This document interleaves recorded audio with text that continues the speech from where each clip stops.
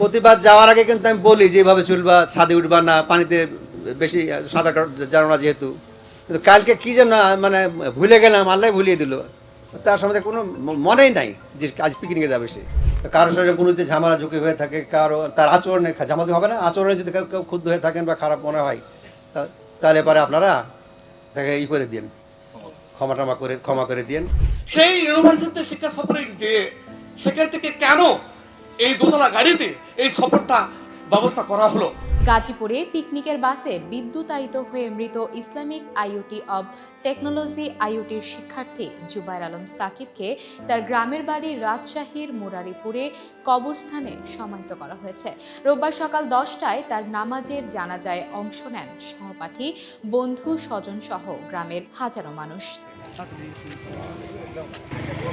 তারা বলছেন, পিকনিকে গিয়ে এভাবে মৃত্যু কোনোভাবেই মেনে নেওয়া যায় না।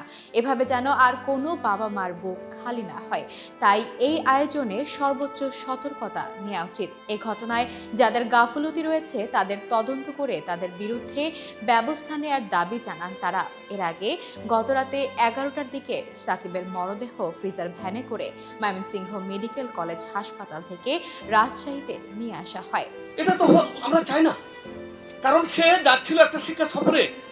আমি মিডিয়ার ভাইদের ডিস্ট্রাকশন করব যে শিক্ষা সফর যে আইইউটি ইউনিভার্সিটি, আপনারা সবাই জানেন বাংলাদেশের মধ্যে সে মানে ইন্টারন্যাশনাল ইউনিভার্সিটি হিসেবে স্থান পেয়েছে।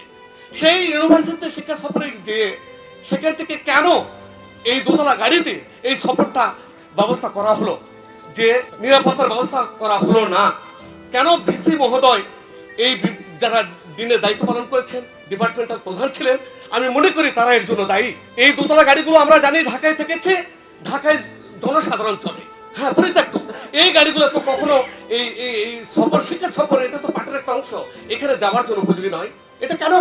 আমি চাই এটার যথাযথ ব্যবস্থা হোক। আজকে শুধু এই ধরে দেওয়া সাকিবের জন্য বলছি না, আগামী প্রজন্মের জন্য বলছি। অবসরপ্রাপ্ত ব্যাংক কর্মকর্তা জাহাঙ্গীর আলম ও স্কুল শিক্ষিকা ফজিলাতুন নেসার দ্বিতীয় সন্তান সাকিব। ছোটবেলা থেকেই প্রকৌশলী হওয়ার ইচ্ছে ছিল তার। স্বপ্ন পূরণে ভর্তি হয়েছিলেন আইইউটিতে। তবে সেই স্বপ্ন অপূর্ণ রেখেই পরপারে পাড়ি জমালেন আইইউটির শিক্ষার্থী জুবায়ের আলম সাকিব।